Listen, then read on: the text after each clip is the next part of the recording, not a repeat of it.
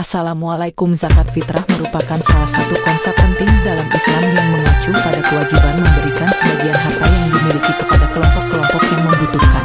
Zakat merupakan salah satu dari 5 rukun yang memiliki peran sosial dan ekonomi dalam masyarakat muslim.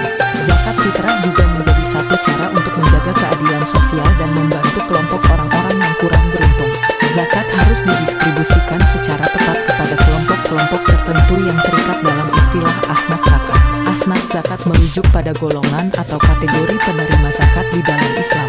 Berikut ini 8 golongan yang memiliki hak dalam menerima zakat. 1. Fakir. Fakir adalah kadar kemampuan yang rendah dari seseorang baik dalam bentuk harta maupun kemampuan secara jasmani. Ketidakmampuan ini mengakibatkan seseorang memiliki sangat sedikit harta benda atau bahkan tidak memilikinya sama sekali. Umumnya, fakir digolongkan kepada orang yang tidak memiliki pekerjaan atau usaha. Fakir seringkali disamaartikan dengan miskin, padahal keduanya merujuk pada kondisi yang berbeda. Dibandingkan dengan miskin, fakir merupakan golongan yang lebih membutuhkan pertolongan atau bantuan. 2. Miskin. Miskin adalah seseorang yang memiliki rezeki yang cukup untuk memenuhi kebutuhan akan tetapi masih kekurangan. Umumnya, miskin digolongkan kepada orang yang memiliki pekerjaan atau usaha, namun gaji atau pendapatannya tidak cukup untuk memenuhi kebutuhan dasarnya.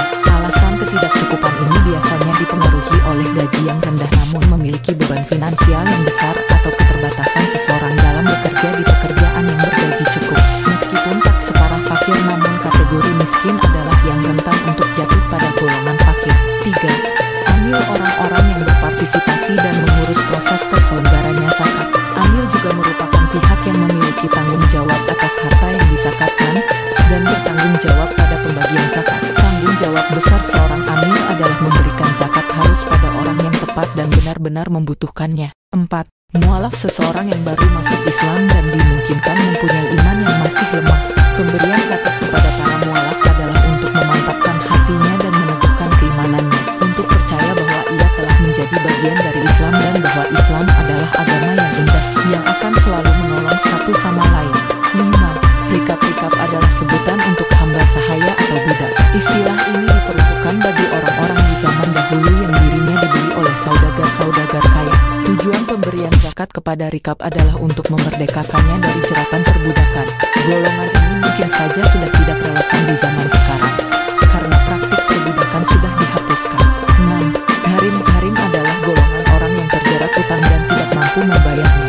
Latar belakang utang yang dilakukan oleh gharim ini umumnya karena tidak mampu memenuhi kebutuhan dasarnya. Dia terpaksa berhutang meskipun tidak sanggup membayarnya karena tidak cukupnya pendapatan atau bahkan tidak ada pendapatan. 7. Fisabilillah. Fisabilillah adalah orang-orang yang berjuang di jalan Allah dalam bentuk kegiatan seperti dakwah, jihad dan sebagainya. Di zaman dulu, yang relevan dengan golongan ini adalah orang-orang yang menyebarkan ajaran agama Islam dan rela mati untuk berperang membela agama Allah. Namun dalam konteks sekarang, fisabilillah adalah orang-orang yang memiliki kapabilitas dalam berdakwah baik di pengajian-pengajian atau pondok pesantren.